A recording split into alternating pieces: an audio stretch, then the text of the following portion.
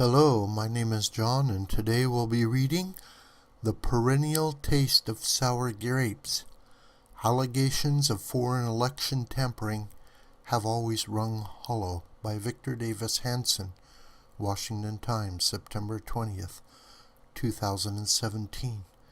Victor Davis Hanson is a classicist and historian with the Hoover Institution at Stanford University.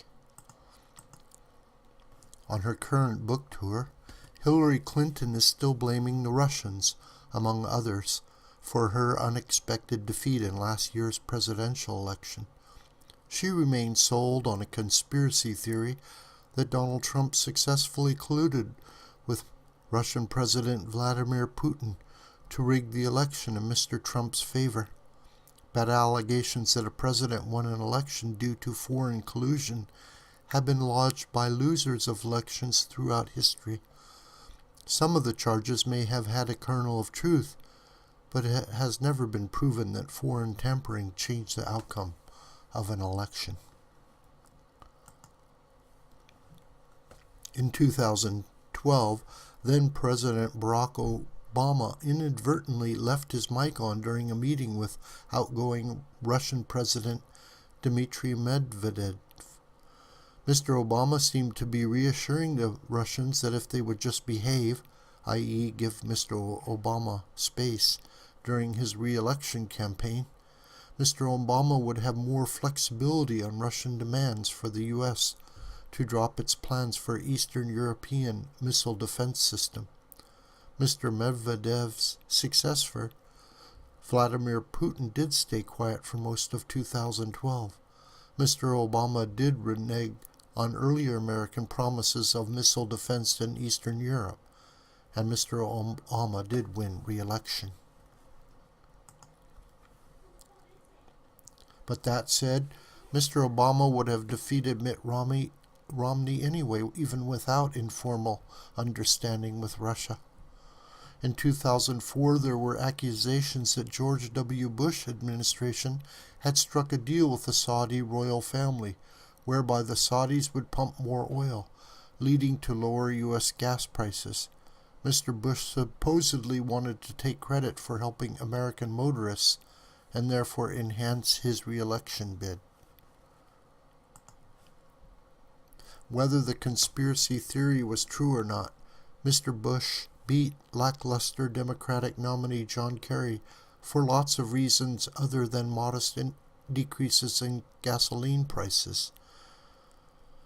During the 1980 presidential campaign, supporters of incumbent President Jimmy Carter alleged that challenger Ronald Reagan had tried to disrupt negotiations for the release of the American hostages being held in Tehran. They claimed that Reagan's team had sent word to the Iranians that they should keep the hostages until after the election. The Reagan team countercharged that Mr. Carter himself timed a hostage rescue effort near the election to salvage his failing re-election bid. The truth was that by November, nothing Reagan or Mr. Carter did could change the fact that Mr. Carter was going to lose by a large margin. Sometimes challengers have been accused of turning to foreigners for election help.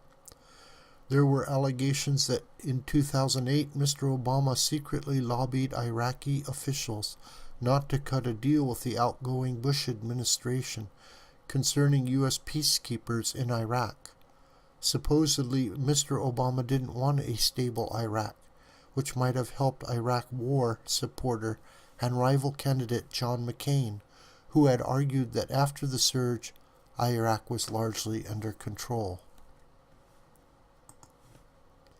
Such allegations were mostly irrelevant, given that there were plenty of other reasons why Mr. McCain lost the election.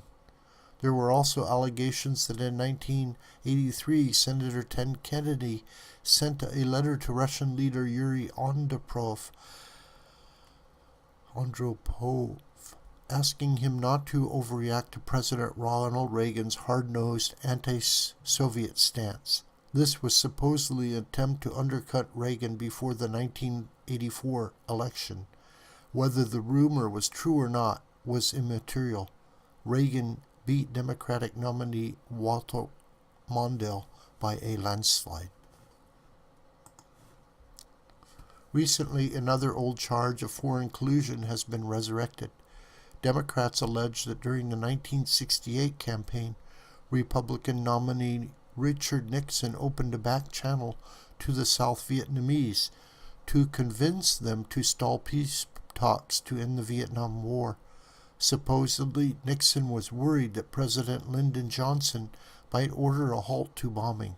Then Johnson opportunistically would start peace talks in order to help his vice president, Hubert Humphrey, defeat Nixon in the election.